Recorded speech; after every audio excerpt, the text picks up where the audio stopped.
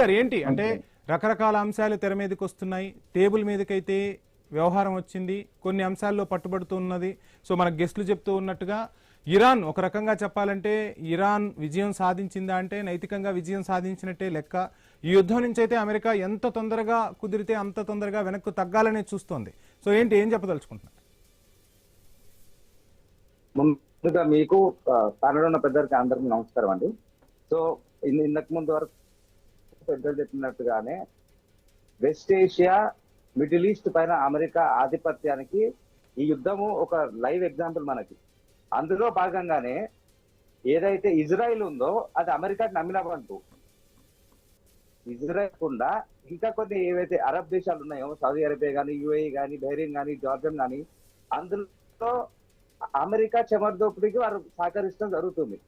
అదే విధంగా America military camps కూడా జరుగుతుంది. సో అమెరికా పవర్ఫుల్ దేశం, కానీ ఇరాన్ మాత్రం వాళ్ళ ఆధిపత్యానికి ఈరోజు లొంగలేదు. వాళ్ళకి చేతనైనంత పోరాటం చేశాయి. కాకపోతే ఒకటి మనం కనుక చూస్తే డైరెక్ట్ గా ఎదుర్కోలేకపోయినా ఇరాన్ తమకు సామర్థ్యానికి చెందినంత విధంగా పోరాటం చేస్తుంది.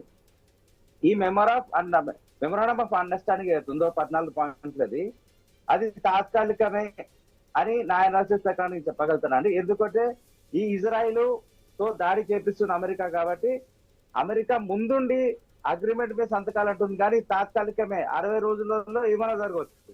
సో దీనికి కంప్లీట్ గా మనం సొల్యూషన్ అనేది ఇవ్వలేము. ఇది ప్రపంచ దేశాలకి ఒక మంచి ఎగ్జాంపుల్ అండి. యుద్ధంతో మనకి ఏ పరిష్కారాలు ఉండవు, హ్యూమానిటీజం మనం ముందుకు వెళ్దామని. యా రైట్, మాట్లాడదాం గిరిధర్ గారు. ఈ అంశం గురించే మాట్లాడదాం. మాట్లాడే ముందు ఒక బ్రేక్ తీసుకుందాం. పాకిస్తాన్ ఏంటి అసలు ఈ దౌత్యం ద్వారా పాకిస్తాన్ ఏం సాధించింది, పాకిస్తాన్ కు చాలా ప్రయోజనాలు చేకూరుతున్నాయన్న అంశం కూడా తెరపైకి వస్తుంది. ఈ అంశం గురించి మీతోనూ వివి రావు గారితోనూ మాట్లాడే ప్రయత్నం చేస్తాను. ఒక షార్ట్ బ్రేక్ తీసుకుందాం. స్టే